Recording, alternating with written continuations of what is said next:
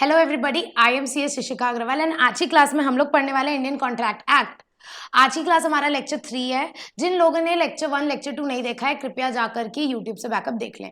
Right, so today is lecture 3 और आज की क्लास में सबसे पहले हम लोग पुरानी क्लासेस में जो पढ़े थे उसको रिविजन करेंगे and then will proceed further. Right, कल की क्लास में हमने स्टार्ट किया था इंडियन कॉन्ट्रैक्ट एक्ट के बारे में, कुछ बेसिक चीजें समझी थी कि Indian contract act first time India में कब आया था। First time Indian contract act came into force on 1 सितंबर 1872 और इसको याद करने का मैंने आपको टेक्निक भी बताया था। आप लोग क्या कर सकते हैं 1872 को याद करने के लिए 1 + 8 = 9, 7 + 2 = 9, लाइक दोनों का सम क्या आ रहा है, 9 आ रहा है। Right, so this way we can remember this. Secondly हमने पढ़ा था कि हमारा इंडियन कॉन्ट्रैक्ट एक्ट कहाँ से आया था। मैंने आप लोग को बताया था इंडिया वाले सारी चीज अमेरिकन और ब्रिटिशर से कॉपी करते हैं, इसलिए इंडियन कॉन्ट्रैक्ट एक्ट भी कॉपी किया गया था कहाँ से, इंग्लिश कॉमन लॉ से, इंग्लिश यानी ब्रिटेन के लॉ से। राइट, सेकेंडली हमने देखा था कि इंडियन कॉन्ट्रैक्ट एक्ट में there are total 266 sections when it came, but as on today पूरे 266 सेक्शन नहीं है because some sections has been repealed, has been deleted. Right, moving forward हमने पढ़ा था कि the word contract is derive from Latin word contractum which means drawn together. उसके बाद हमने पढ़ा था कि Indian contract act is not exhaustive.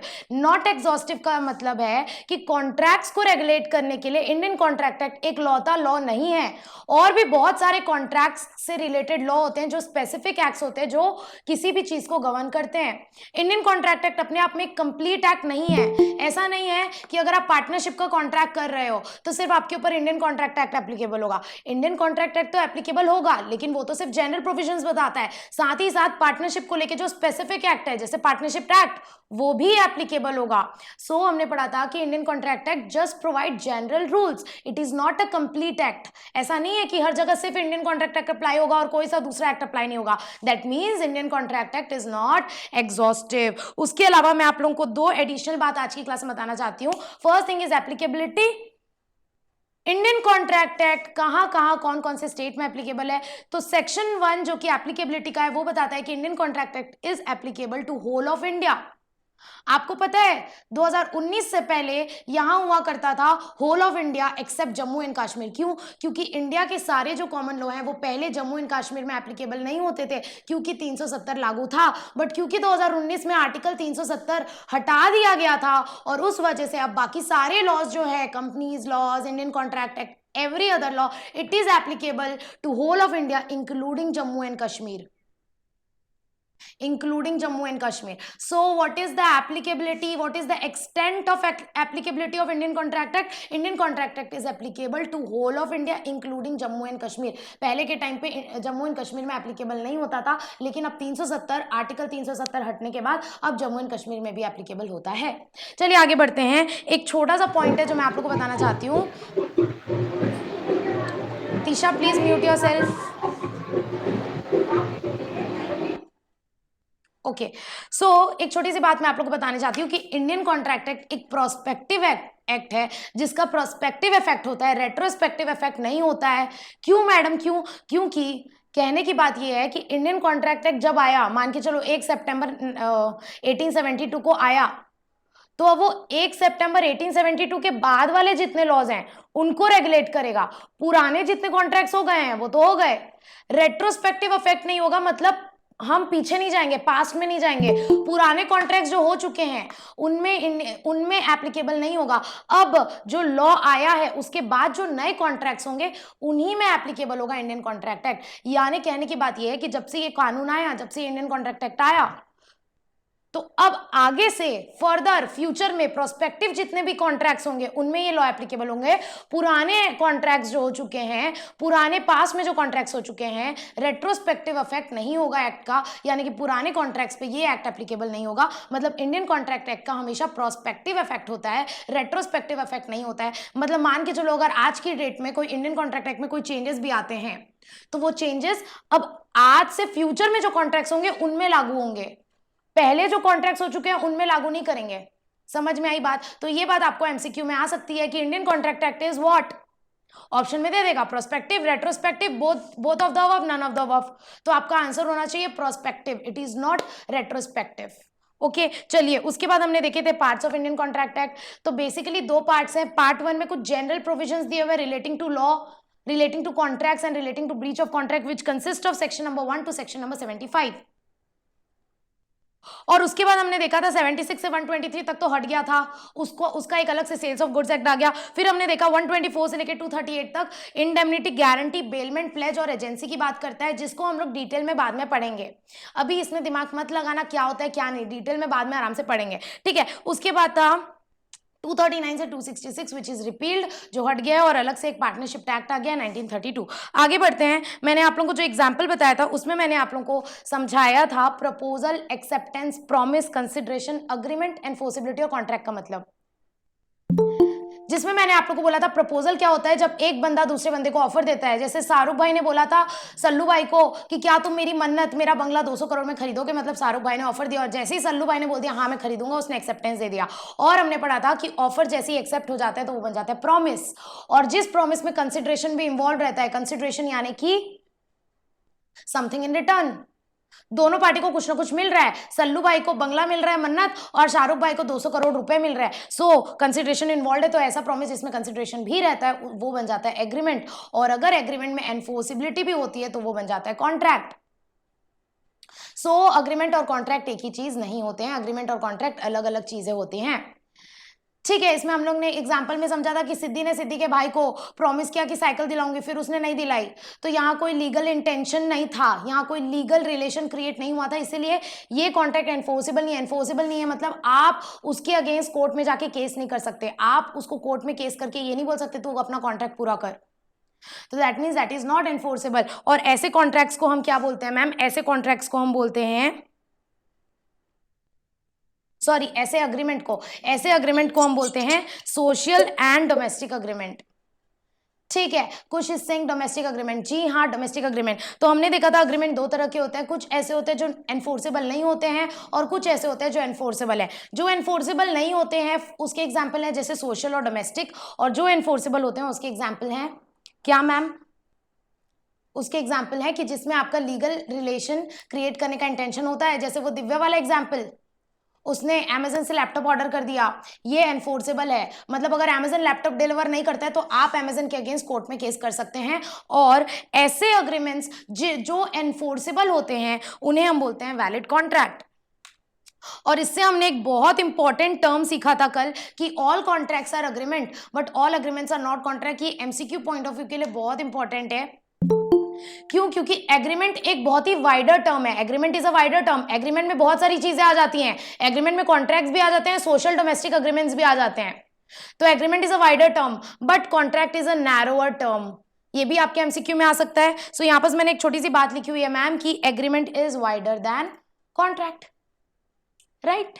सो ये हो गया था। उसके बाद इसके बेसिस पे हम एक और बात बोल सकते हैं कि agreement is genus while contract is species, क्योंकि नॉर्मली बोला जाए ना तो जीनस एक ब्रॉडर कैटेगरी होती है और स्पेसिस मतलब उसके कुछ टाइप्स। जैसे अगर मैं एक ब्रॉडर कैटेगरी बोलूं फ्लावर्स और फिर मैं बोलूं रोज लिली, ठीक है, तो rose lily is just a type of flowers, तो flower is a broader category, rose lily is just species, उसके टाइप्स हैं। तो ये लोग नैरोअर टर्म है और flower is a broader term. तो similarly agreement is genus while contracts are species. इतना हमने कल की क्लास में समझा था जिसको हमने फटफट से रिवाइज कर लिया। अब आज की क्लास में मैं आप लोगों को कुछ चीज बताने वाली हूं। कल की क्लास में हमने हमारी बुक रीडिंग भी ले ली थी और हमने इंडियन कॉन्ट्रैक्ट एक्ट का यहां तक समझ लिया था, अग्रीमेंट समझ लिया था, डेफिनेशन समझ ली थी, सारी चीज की, प्रॉमिस की, ऑफर की, एक्सेप्टेंस की, कंसिडरेशन की डेफिनेशन पेंडिंग थी जो मैं बाद में कराऊंगी। उसके बाद हमने अग्रीमेंट की डेफिनेशन देखी थी और कॉन्ट्रैक्ट की डेफिनेशन देखी थी। तो अग्रीमेंट की डेफिनेशन हमने क्या देखी थी मैम, अग्रीमेंट की डेफिनेशन हमने देखी थी कि अग्रीमेंट क्या होता है, ऐसा प्रॉमिस जिसमें कंसिडरेशन भी होता है। तो देखो यहां पर हमने देखा था कि एवरी प्रॉमिस और set of promise which includes consideration is an agreement. और प्रॉमिस क्या होता है, प्रॉमिस होता है ma'am offer plus acceptance. So we can say that offer plus acceptance plus consideration is equals to agreement. और ma'am contract क्या होता है, ऐसा अग्रीमेंट जो एनफोर्सेबल होता है वो होता है कॉन्ट्रैक्ट। अब जो हमने सोशल और डोमेस्टिक अग्रीमेंट पढ़ा उसको हम एग्जाम्पल के साथ पढ़ेंगे और आगे का हम बुक से भी पढ़ाई करेंगे, यहाँ तक कल हो गया था। आज की क्लास में स्टार्ट करेंगे हम ऑब्लिगेशन। राइट्स एंड ऑब्लिगेशन का क्या मतलब होता है? ऑब्लिगेशन मतलब मैम, ऑब्लिगेशन मतलब लीगल ड्यूटी।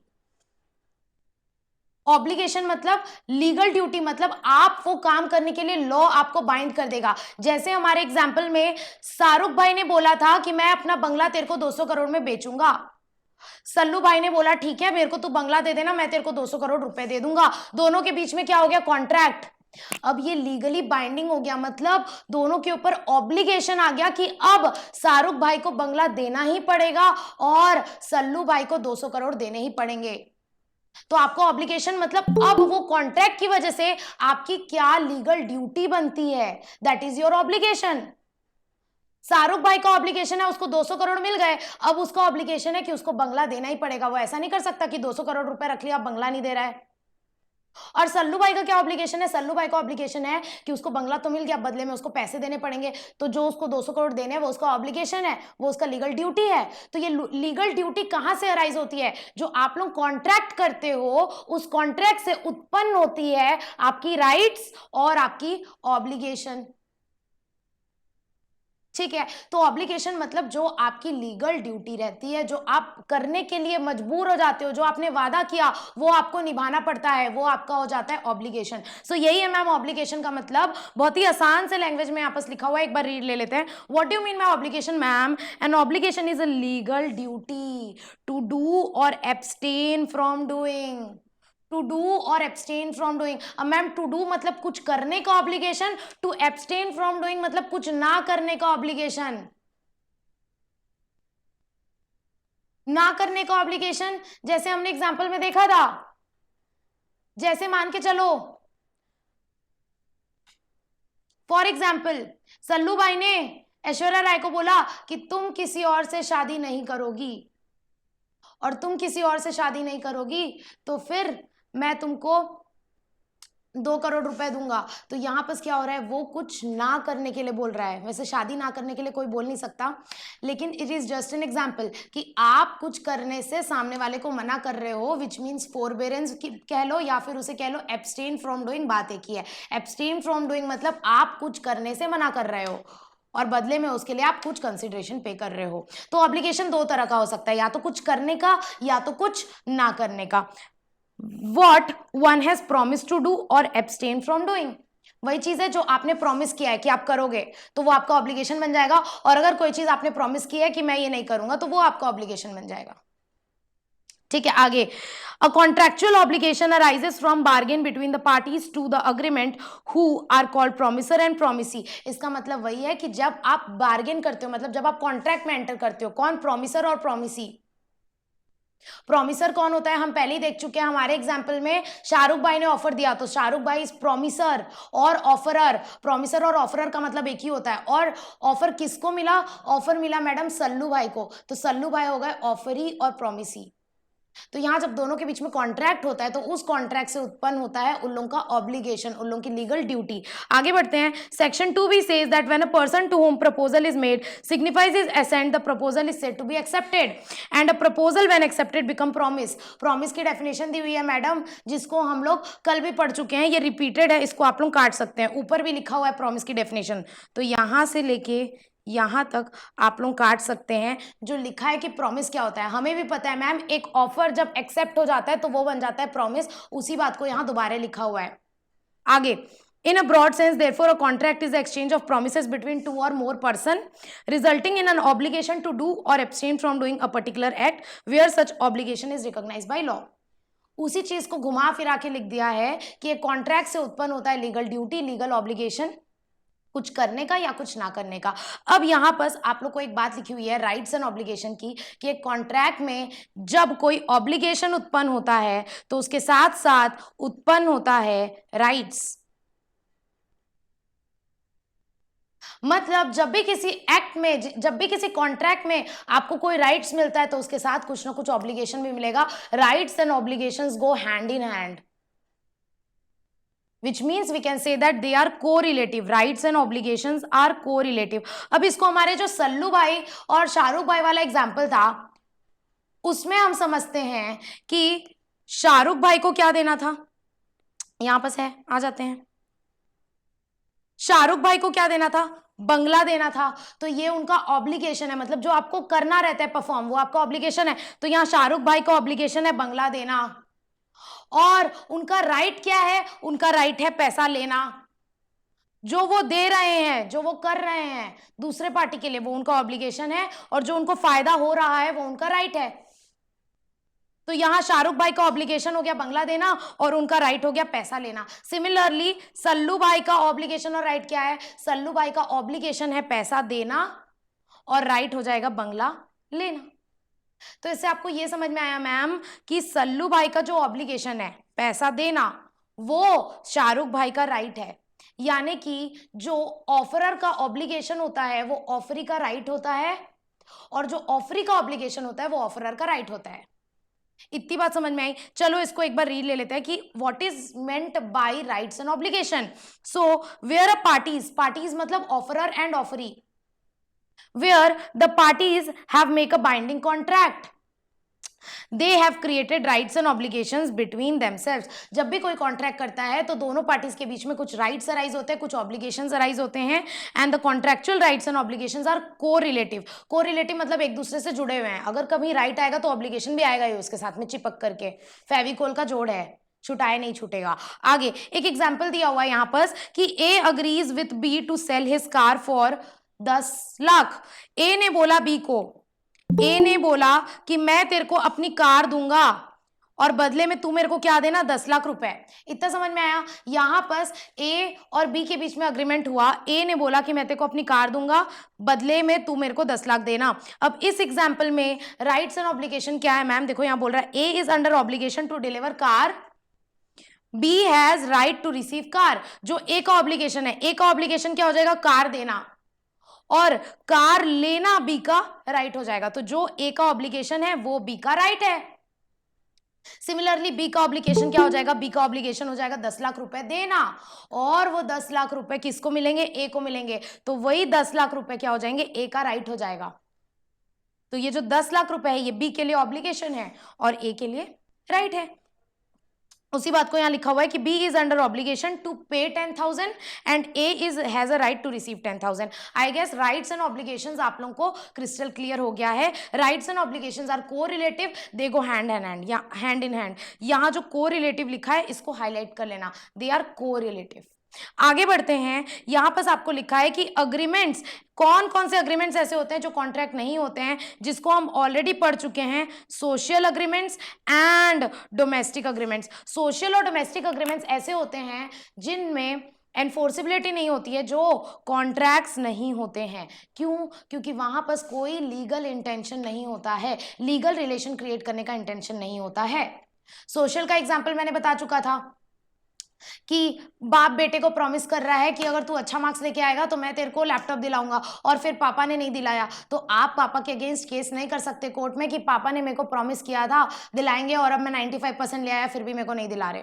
तो ये इस तरह के कुछ जो अग्रीमेंट्स होते हैं, सोशल अग्रीमेंट्स होते हैं, जैसे इन्विटेशन, वेडिंग में बुलाना, कुछ प्रॉमिस करना, किसी को देना, आपस में रिलेटिव्स के बीच में, फ्रेंड्स के बीच में, ये सारे सोशल अग्रीमेंट्स होते हैं। ये कोर्ट में एनफोर्सेबल नहीं होता है, क्योंकि जनरली अज्यूम किया जाता है कि इस तरह के कॉन्ट्रैक्ट्स में आपका कोर्ट में जाने का इंटेंशन नहीं होता है। तो ये हो गए हमारे सोशल मैटर्स। जैसे कि अग्रीमेंट बिटवीन 2 और more person to go together to a cinema. Deepu और रणवीर वाला एग्जांपल, सिनेमा जाने का प्लान था, दीपू ने डिच कर दिया। अब रणवीर सिंह दीपू के अगेंस्ट कोर्ट में केस नहीं कर सकता। आगे, go for a walk does not create legal obligation on the parties, इसमें कोई लीगल ऑब्लिगेशन क्रिएट नहीं होता है। Similarly if I promise to take you for a dinner and break the promise, मैंने आप लोगों को प्रॉमिस किया कि मैं आप सभी को, आप लोग सब CSAT पास कर लिए तो मैं आप सभी को डिनर पे लेके जाऊंगी, और मैं नहीं लेके गई। तो ये सारे सोशल अग्रीमेंट्स होते हैं, इनफॉर्मल अग्रीमेंट्स होते हैं। यहां पर आप कोर्ट में केस नहीं कर सकते क्योंकि यहाँ कोई लीगल इंटेंशन नहीं होता है। Okay, I hope everybody is crystal clear. ठीक है, I do not expect to be liable for legal penalties। वही बात लिखी गई है, अगर मैं आप लोग को डिनर में नहीं लेके गई तो मैं फिर मेरे ऊपर कोई लीगल पेनल्टी नहीं लगेगी। कोर्ट मुझे कुछ नहीं बोल सकती कि आप क्यों नहीं लेके गए बेचारे बच्चों को डिनर पे। ठीक है, आपको आपने जुर्म किया है, ऐसा नहीं बोल सकती court. There is no valid offer and acceptance. ठीक है, आगे बढ़ते हैं। Domestic agreements. डोमेस्टिक अग्रीमेंट्स मतलब मियाँ बीवी के बीच का झगड़ा, मियाँ बीवी के बीच का प्रॉमिस। हस्बैंड ने वाइफ को प्रॉमिस किया था कि हमारी एनिवर्सरी आ रही है, मैं तुम्हें 9 लाख का हार दिलाऊंगा, और फिर एनिवर्सरी आ गई, हस्बैंड को तो याद भी नहीं थी कि एनिवर्सरी थी, और बीवी मुंह फुला के बैठी है कि आप तो मुझे ज्वेलरी दिलाने वाले थे, हार दिलाने वाले थे, डायमंड की ज्वेलरी दिलाने वाले थे, कहाँ है आपकी डायमंड की ज्वेलरी, मैं जा रही हूँ कोर्ट में केस करने। ऐसा कर सकती है क्या वो? नहीं, कोर्ट बोलेगा ये मियाँ बीवी का झगड़ा आपस में घर में निपटो, कोर्ट में नहीं। कोर्ट ये सारे कामों के लिए खाली नहीं बैठा है। So this are domestic agreements. इसमें ये माना जाता है कि जब पार्टीज अग्रीमेंट में एंटर कर रहे थे तो उनका कोई लीगल रिलेशन क्रिएट करने का इंटेंशन नहीं था। और इसका एक बहुत इंपॉर्टेंट केस लॉ है which is Balfour versus Balfour. अब ये केस को अभी मैं डिटेल में आप लोग को समझाऊंगी, इसको हाईलाइट कर लेना, बैल्फर वर्सेस बैल्फर को हाईलाइट कर लेना, ये केस अभी मैं बताऊंगी। अब यहां पर क्या बोल रहा है, इस केस में क्या हुआ था मैडम, हम एग्जाम्पल के साथ समझेंगे कि इस केस में हुआ क्या था। Just a second, okay.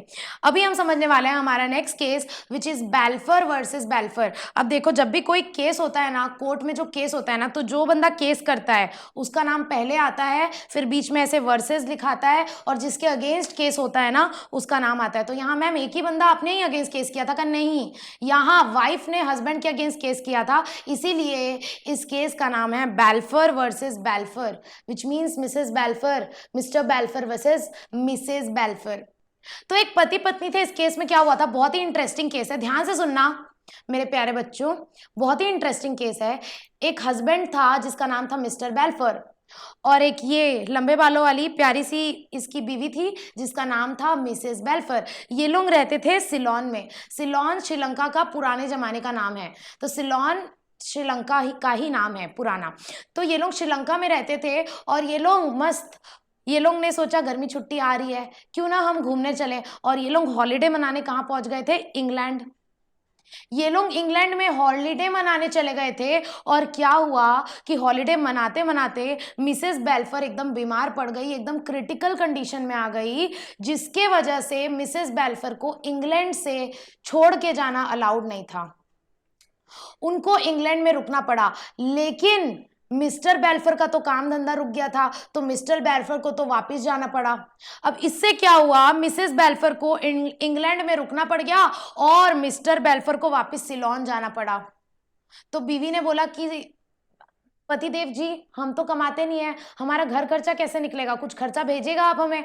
तो हस्बैंड ने वाइफ को प्रॉमिस किया, तू चिंता मत कर, मैं श्रीलंका में रहूंगा तो क्या हुआ, मैं तेरे को हर महीने 30 पाउंड, कितना, हर महीने का खर्चा तेरे को भेजता जाऊंगा।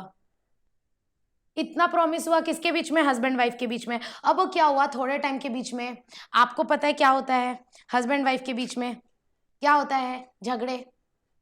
दोनों झगड़ पड़े, दोनों के बीच में झगड़ा इतना ज्यादा बढ़ गया कि हस्बैंड ने पैसा भिजवाना बंद कर दिया। अब मिस्टर बेल्फोर बोलते हैं, जा तू निकाल ले अपनी जिंदगी, मैं तेरे को पैसे नहीं भिजवाऊंगा। अब मिस्टर बेल्फोर ने पैसा भिजवाना बंद कर दिया।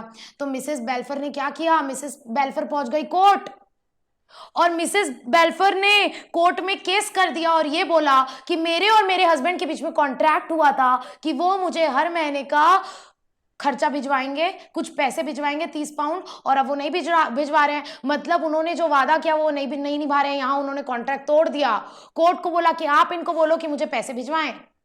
तो कोर्ट ने क्या बोला पता है? तो कोर्ट ने बोला कि एक सेकेंड मैडम, ये आप लोगों का मियाँ बीवी का आपस का मामला है, इसको घर में निपटो, कोर्ट में नहीं। ये जो आप लोगों के हस्बैंड वाइफ के बीच का मामला है, इसे हम बोलते हैं डोमेस्टिक अग्रीमेंट। यहां आप लोग जब कॉन्ट्रैक्ट में एंटर कर रहे थे, जब आप लोग अग्रीमेंट में एंटर कर रहे थे, तब आप लोगों का कोई लीगल रिलेशन क्रिएट करने का इंटेंशन नहीं था।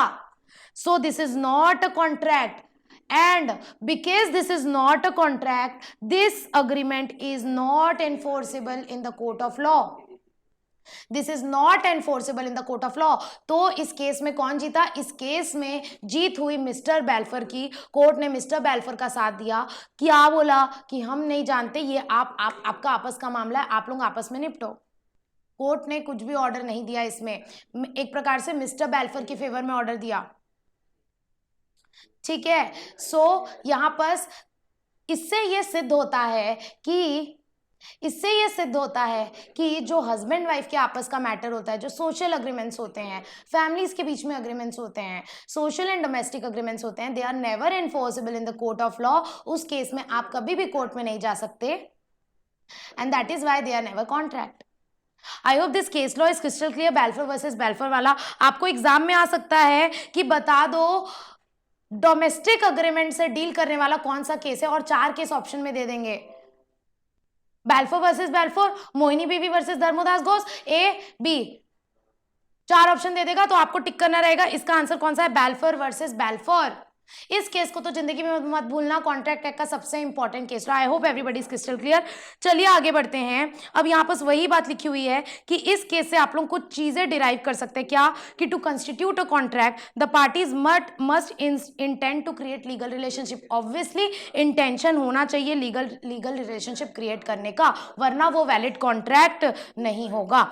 आगे, the law of contract is the law of those agreement which creates obligation and those obligation have their source। मतलब बोल रहा है कॉन्ट्रैक्ट क्या है, लॉ ऑफ कॉन्ट्रैक्ट मतलब कॉन्ट्रैक्ट एक्ट किस चीज के लिए लॉ है, ऐसे अग्रीमेंट्स विच आर एनफोर्सेबल, और ऐसे अग्रीमेंट विच आर एनफोर्सेबल, ऐसे अग्रीमेंट विच हैव ऑब्लिगेशन, उसको हम क्या बोलते हैं, कॉन्ट्रैक्ट। और हमें ये बात तो पता ही है कि कॉन्ट्रैक्ट एक्ट जो होता है वो कॉन्ट्रैक्ट्स को रेगुलेट करता है। आगे, agreement is a genus, contract is a species. Contract and agreement, अच्छा उसके बाद लिखा है कि all contracts are agreement but all agreements are not contract. I hope this is crystal clear.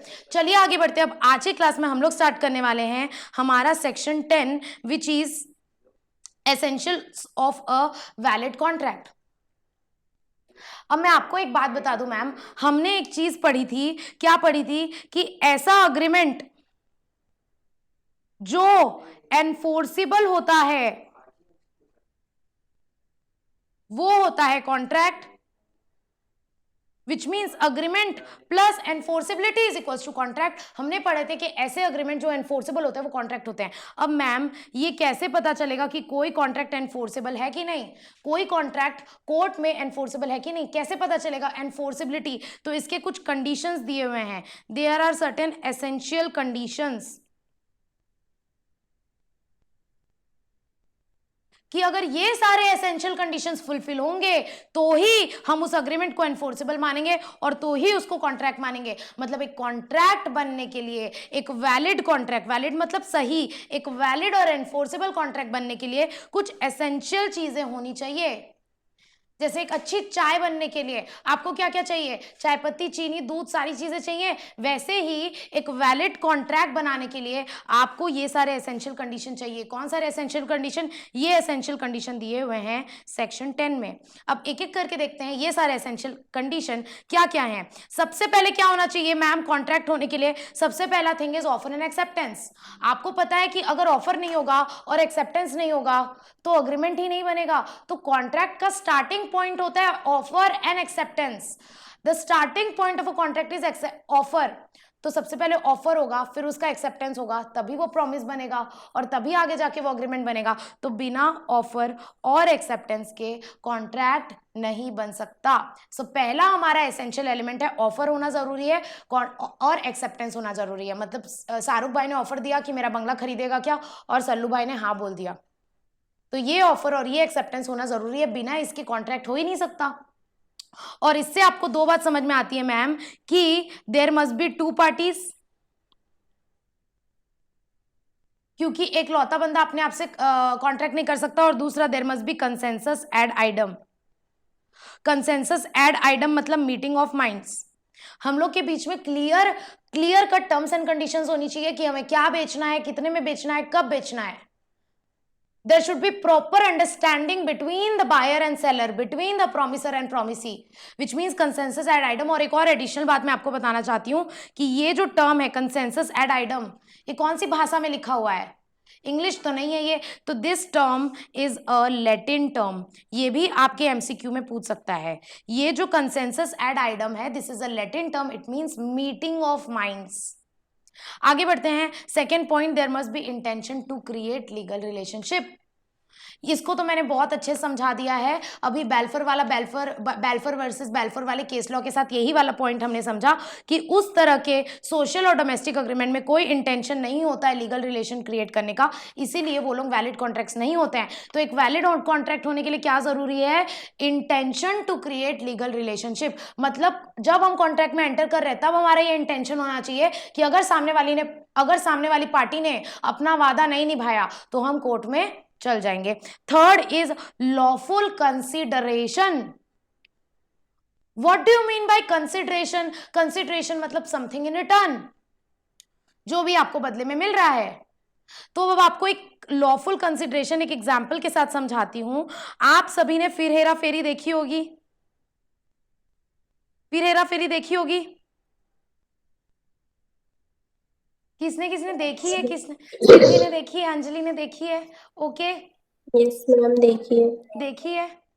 Ricky बोल रहा है 15 बार देखी है। ओ माय गॉड, 15 बार गिन के देखा है उसने। एक बार हो गया, 2 बार हो गया। ओके ठीक है। तो फिर हेरा फेरी में आप लोग देखे होंगे जो अक्षय कुमार रहता है ये इससे क्या खरीदता है, क्या बेचता है इसको? क्या बेचता है? गांजा। Drugs, okay. तो आपको पता है इंडिया में ड्रग्स में डील करना लीगल है क्या? लीगल है क्या? मेरे को मैम बताओ। इलीगल। नहीं है, इलीगल है, नहीं कर सकते आप ये काम। गवर्नमेंट पुलिस आपको पकड़ के ले जाएगी अगर पुलिस को पता चल गया तो यहाँ पर ये लोग जो काम कर रहे हैं, यहाँ पर क्या कर रहा है अक्षय कुमार, इसको ऑफर दे रहा है। इसका नाम क्या था, मैं भूल गई। कचरा सेठ, हाँ कचरा सेठ। ठीक है। तो अक्षय कुमार कचरा सेठ को ऑफर दे रहा है कि क्या तुम ये गांजा 200 करोड़ में खरीदोगे? 2 करोड़ में चलो। तो यहां पर ये ऑफर दे रहा है और कचरा सेठ ने एक्सेप्ट भी कर लिया कि हाँ मैं खरीदूंगा। दोनों के बीच में अग्रीमेंट तो हो गया मैडम। लेकिन इसको क्या मिल रहा है? कचरा सेठ को मिल रहा है ड्रग्स, गांजा, और अक्षय कुमार को मिल रहे हैं 2 करोड़ रुपए। तो क्या यहाँ ये जो कंसिडरेशन है, मतलब ये जो दोनों पार्टी को मिल रहा है, क्या ये लॉफुल है? क्या नो ये मैम। लीगल है? The answer is no, this is not legal, this is illegal ma'am. तो ऐसा अग्रीमेंट जिसमें जो कंसिडरेशन होता है वो इलीगल होता है, that is not a valid contract. So this is not a valid contract, this is not enforceable in the court of law. अब मान के चलो कि कचरा सेठ ने ये ले लिया, क्या ले लिया? कचरा सेठ ने गांजा ले लिया और बदले में पैसा नहीं दिया, तो क्या अक्षय कुमार यहाँ कोर्ट में जाके केस कर सकता है कि इस कचरा सेठ ने माल तो ले लिया लेकिन अब पैसे नहीं दे रहा है? नहीं जा सकता। कोर्ट उसको उल्टा एक कान के नीचे लगा के मारेगी कि तुम इलीगल काम क्यों कर रहे हो। ये कोर्ट में एनफोर्सेबल नहीं है, this is not enforceable in the court of law. So enforceable होने के लिए एक और मेन कंडीशन है कि आपका जो कंसिडरेशन है, कंसिडरेशन यानी जो आप दे रहे हो, जो दोनों पार्टी को मिल रहा है, वो लॉफुल होना चाहिए। लॉफुल यानी लीगल होना चाहिए। समझ में आया सबको? कैसे नहीं समझ में आएगा मैम? रिकी को तो समझ में आ गया होगा, 15 बार देखी है उसने फिर Hera Pheri. Crystal clear, okay. Moving forward, ये कंडीशन आपको समझ में आ गई। अभी तक हमने एनफोर्सेबल होने के लिए, एक अग्रीमेंट कब एनफोर्सेबल होता है उसके कंडीशन पढ़ रहे हैं। सबसे पहला ऑफर एक्सेप्टेंस होना चाहिए, मतलब 2 पार्टीज होनी चाहिए, कंसेंसस एड आइटम होना चाहिए। दूसरा, intention to create legal relation होना चाहिए। तीसरा, लॉफुल कंसिडरेशन होना चाहिए। चौथा है लॉफुल ऑब्जेक्ट होना चाहिए। अब लॉफुल ऑब्जेक्ट को भी हम एक एग्जाम्पल से समझते हैं। अब यहां पर क्या बोल रहा है, ये मूवी आप लोगों ने देखी है कौन सी? अतिथि तुम कब जाओगे? किसने किसने नहीं देखी है? देखे तो सब होंगे, किसने किसने नहीं देखी है मूवी? बड़ी कॉमेडी मूवी है। तन्मय ने नहीं देखी है। तन्मय, वेरी बैड। नहीं मैम, हम ना पढ़ाई करने वाले बच्चे हैं, हम मूवीज वगैरह नहीं देखते हैं। सिद्धि ने देखी है, दीक्षिता ने भी नहीं देखी है। देखो इस मूवी में क्या होता है, ये 2 हस्बैंड एंड वाइफ रहते हैं और इनको ये एक चाचा जी रहते हैं, बहुत परेशान कर देते हैं, बहुत परेशान कर देते हैं। तो मान के चलो यहाँ क्या हुआ, ये जो मियाँ बीवी हैं, कौन? अक्षय नहीं, इसका क्या नाम है, अजय देवगन। अजय देवगन ने एक गुंडे को ढूंढ के लाया और उस गुंडे को सुपारी दे दी। क्या सुपारी दे दी? कि अगर तू इस परेश रावल का मर्डर कर देगा ना तो मैं तुझे 2 पेटी रोकड़ा दूंगा। ठीक है, तो यहाँ पर क्या हुआ, यहाँ पर अजय देवगन ने घूस दिया, यहाँ पर अजय देवगन ने एक गुंडे को हायर किया और उसको बोला कि तेरे को क्या करना है, तेरे को मर्डर करना है। किसका? इसका, परेश रावल का। और अगर तू इसका मर्डर कर देगा ना तो मैं तेरे को 2 पेटी पैसा दूंगा। तो अब एक बात बताओ, ये क्या वैलिड कॉन्ट्रैक्ट है? ये जो मर्डर करने बोला, क्या ये लीगल है? मर्डर करना लीगल है क्या इंडिया में? नहीं भैया, कोर्ट ना फांसी की सजा सुना देगी, उम्र कैद सुना देगी, तो ये लीगल नहीं है। मतलब यहाँ जो आपका ऑब्जेक्ट है, what do you mean by object? Object मतलब होता है पर्पस। ऑब्जेक्ट मतलब होता है पर्पस। ऑब्जेक्ट मतलब होता है पर्पस। मतलब आपका जो पर्पस है कॉन्ट्रैक्ट में एंटर करने का, आपका पर्पस क्या है? वो लीगल होना चाहिए, वो इलीगल नहीं होना चाहिए, वो लॉफुल होना चाहिए। आपका जो पर्पस है कॉन्ट्रैक्ट करने का, वो लॉफुल होना चाहिए। मतलब आपका ऑब्जेक्ट जो है वो लॉफुल होना चाहिए। समझ में आया क्या? यहां पर अगर अजय देवगन मर्डर करने के लिए बोल रहा है तो मर्डर करना is not a lawful purpose. तो हम मान के चलो कोई एक यहाँ पर बड़ा सा आदमी गुंडा है, इसने मर्डर कर दिया परेश रावल का, और फिर अजय देवगन ने पैसे देने के लिए मना कर दिया, तो ये क्या मर्डरर कोर्ट में जाके केस कर सकता है कि इसने मुझे ना मर्डर करने के लिए पैसे दिए थे, मैंने मर्डर कर दिया, अब ये पैसे नहीं दे रहा है? क्या ये कोर्ट में जाके ऐसा बोल सकता है? कोर्ट ना इसको बोलेगी इधर आ, इधर आ, एक घुमा के कान के नीचे लगाएगी, तूने मर्डर किया, आप पहले तेरे को पकड़ेंगे, इधर आ, इधर आ, पकड़ के जेल के ले जाके अंदर, जेल के अंदर कर देंगे। तो मर्डर करना is not a lawful object. Object मतलब जिस पर्पस के लिए, जिस रीजन के लिए, जिस पर्पस के लिए आप कॉन्ट्रैक्ट कर रहे हो वो लीगल होना चाहिए, वो लॉफुल होना चाहिए। समझ में आया आपको सबको? तो यहां पर हमारा fourth essential element of a valid contract है लॉफुल ऑब्जेक्ट। अगर आपका लॉफुल ऑब्जेक्ट नहीं है तो ऐसा अग्रीमेंट कोर्ट में एनफोर्सेबल नहीं होगा। कोर्ट में एनफोर्सेबल नहीं होगा, आप उसको कोर्ट में एनफोर्सेबल नहीं कर सकते, और अगर वो कोर्ट में एनफोर्सेबल नहीं होगा मतलब it is not a valid contract. Contract होने के लिए ऑफर एक्सेप्टेंस होना जरूरी है, intention to create legal relationship भी होना जरूरी है, साथ ही साथ लॉफुल कंसिडरेशन भी होना जरूरी है। गांजा खरीदने बेचने का बिजनेस नहीं कर सकते आप, ठीक है? लॉफुल ऑब्जेक्ट होना जरूरी है, किसी को मर्डर वर्डर करने के लिए कॉन्ट्रैक्ट नहीं कर सकते आप।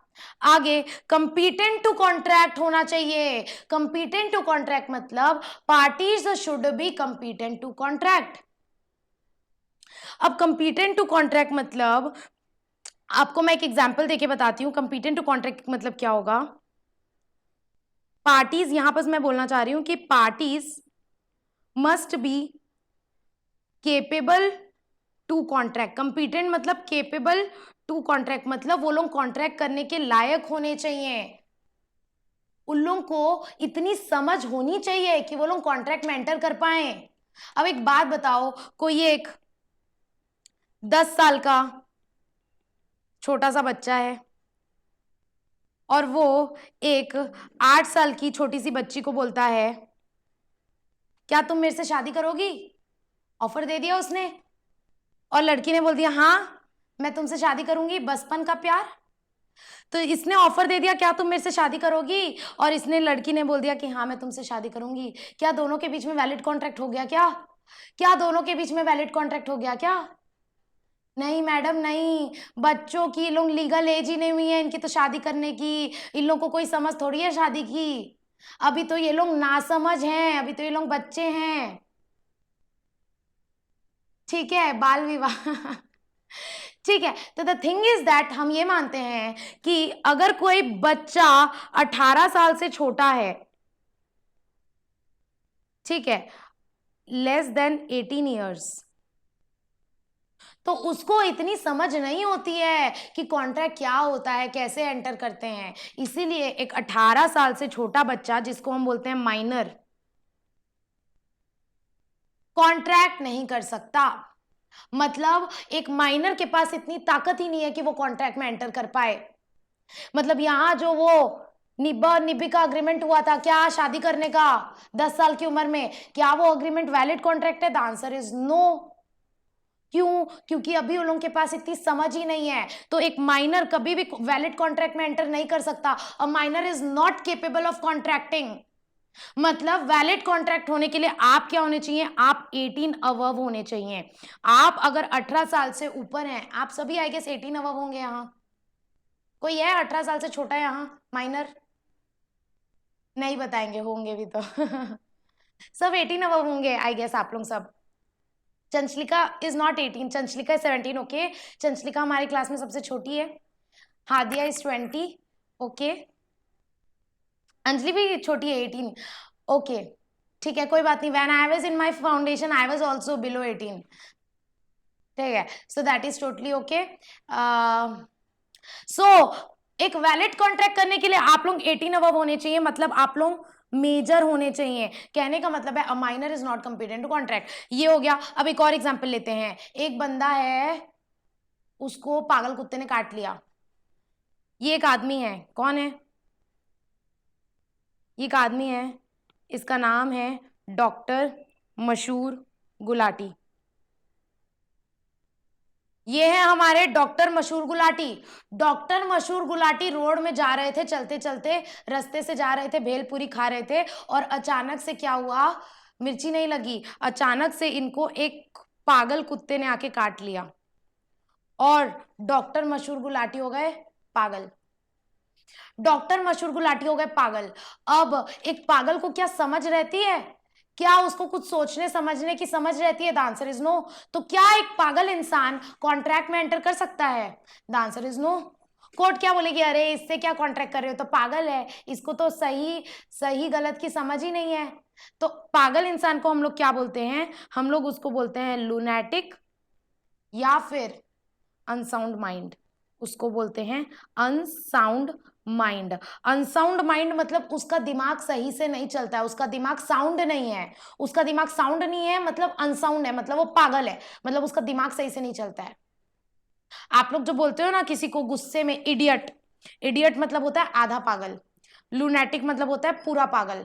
तो अगली बार से आप किसी को गुस्सा आएगा ना तो उसको इडियट मत बोलना, उसको पूरा पागल बोलना, बोलना तू लूनैटिक है। ठीक है, तो अगली बार से किसी को गुस्सा आएगा ना तो उसको बोलना तू लूनैटिक है, यानी कि तू पूरा पागल है। ठीक है, आगे। ठीक है, बताना मत मैंने सिखाया है, ये मत बताना। तो आप लोग ये समझ गए हैं कि एक जो 18 साल से छोटा बच्चा होता है यानी कि माइनर, वो वैलिड कॉन्ट्रैक्ट में एंटर नहीं कर सकता क्योंकि वो केपेबल नहीं होता है। दूसरा, एक पागल इंसान, एक अनसाउंड माइंड, एक लूनैटिक बंदा, उसके में इतनी समझ ही नहीं होती है सही गलत की, वो क्या कॉन्ट्रैक्ट में एंटर करेगा? तो वो किसी कॉन्ट्रैक्ट में एंटर नहीं कर सकता, वो किसी वैलिड कॉन्ट्रैक्ट नहीं बना सकता, कोई वैलिड कॉन्ट्रैक्ट नहीं बना सकता। अगर आप किसी पागल इंसान के साथ कॉन्ट्रैक्ट करते हो ना तो वो एनफोर्सेबल नहीं होगा। It is not enforceable, it is not a valid contract, वो कोर्ट में एनफोर्सेबल नहीं होगा। ओके, समझ गए आप लोग? थर्ड को हम एक एग्जाम्पल के साथ समझाते हैं। ये है हमारे सल्लू भाई, ब्लू कलर के। सल्लू भाई गाड़ी चला रहे थे और गाड़ी चलाते चलाते उनको होश नहीं रहा, उन्होंने रात को जो फुटपाथ रहता है ना, फुटपाथ में गाड़ी चढ़ा दी, और फुटपाथ में गाड़ी चढ़ा दी जिससे कुछ लोगों की मौत हो गई। लोगों के ऊपर सल्लू भाई ने मस्त एकदम हाई थे, सल्लू भाई ने लोगों के ऊपर गाड़ी चढ़ा दी और अब सल्लू भाई को हो गई जेल। सल्लू भाई जेल के पीछे अब चक्की पिसिंग एंड पिसिंग एंड पिसिंग। अब ऐसा बंदा जो जेल के अंदर है उसको लॉ ना बोलता है कि आप गंदे लोग हो, आपको हम डिस्क्वालीफाई कर देते हैं, आप गंदे लोग हो, आपको हम डिस्क्वालीफाई कर देते हैं। तो ऐसे लोग जो डिस्क्वालीफाइड बाय लॉ रहते हैं, जिसने कुछ अपनी जिंदगी में गलत काम किया है, जो जेल की सजा भुगत रहा है, वो बंदा एक वैलिड कॉन्ट्रैक्ट में एंटर नहीं कर सकता जब तक वो जेल के अंदर है। अगर आप डिस्क्वालिफाइड बाय लॉ है तो you can not enter into a valid contract, which means you are not capable of contracting. आप उतने केपेबल हो ही नहीं। तो आप समझ गए होंगे who all are not capable of contracting. First is who all are not capable of contracting. First is minor, second is unsound mind, third is any person who is disqualified by law.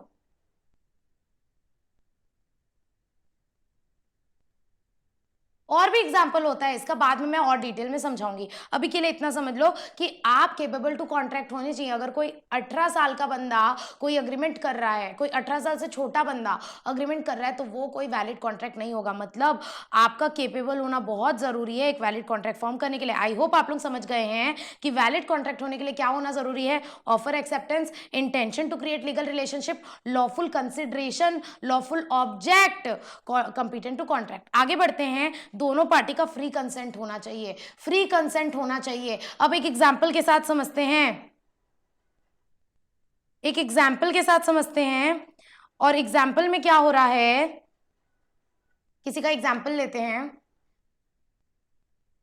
किसका example ले, ये है कौन, हमारे Modi ji. This is Narendra Modi, ठीक है। और ये है कौन,